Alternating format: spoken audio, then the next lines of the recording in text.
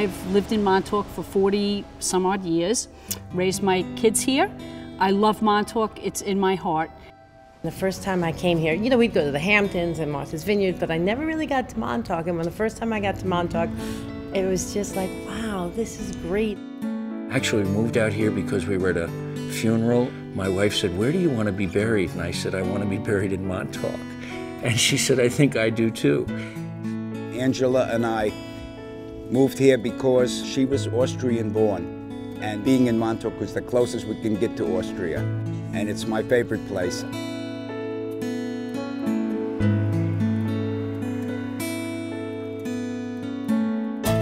The Montauk Playhouse, as we know it now, was built in the 1920s as part of Carl Fisher's plan to develop Montauk as the Miami Beach of the North. Unfortunately, the building opened several weeks before the stock market crash of 1929. The tennis auditorium, which was known at the time, became used over the decades for a number of different things. The Montauk Manor used it for indoor parking. During World War II, it was taken over by the U.S. Navy. In 1959, a gentleman by the name of Herb Sheldon came out and opened a summer stock theater. That was the year it became known as the Montauk Playhouse, and that name has stuck.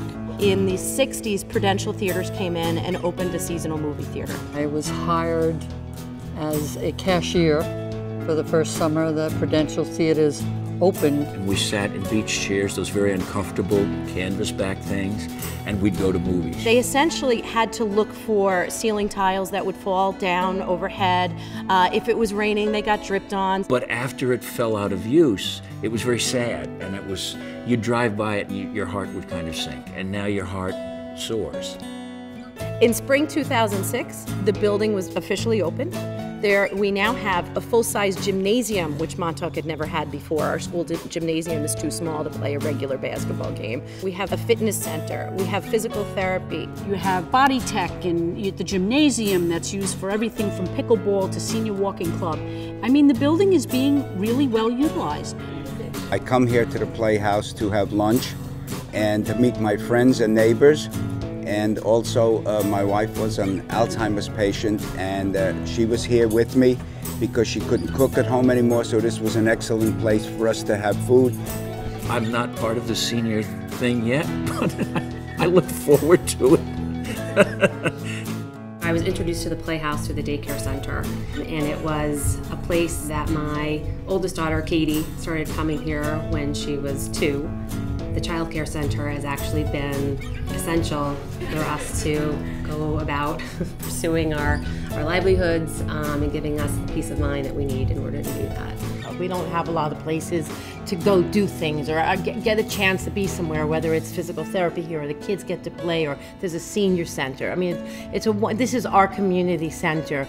To watch the people and the services that are provided, it was more than I ever imagined would happen.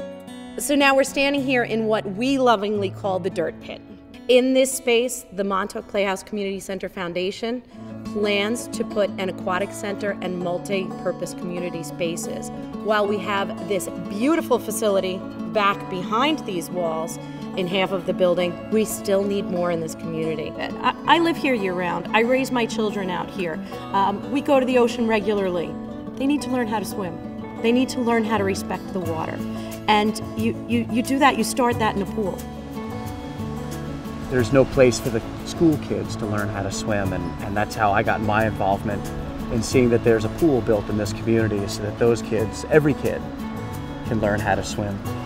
And I guess that is reinforced with today, where these waves behind me are what I called 4 to 6 feet, but the family of kids that are coming out of the water after challenging themselves with these waves swear that they're 8 to 10 feet. And, well, the boy actually said to me, "It's a good thing I know how to swim." To me, this is the last piece of the puzzle in Montauk.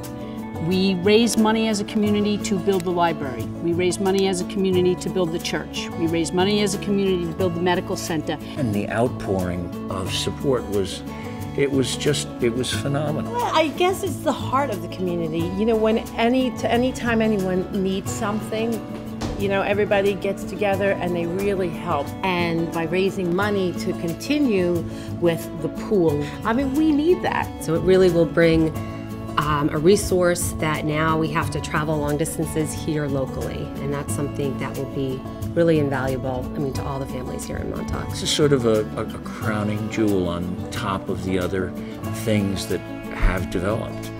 Giving back to your community is so important. You give to nonprofits, all over the place, and you see some results, but giving to a nonprofit in your town, you get to live the results. You get to be here and use the facilities and see how happy people are when they come here. It feels good to give. So, that's all I can say. I love the project, and please help us get it completed.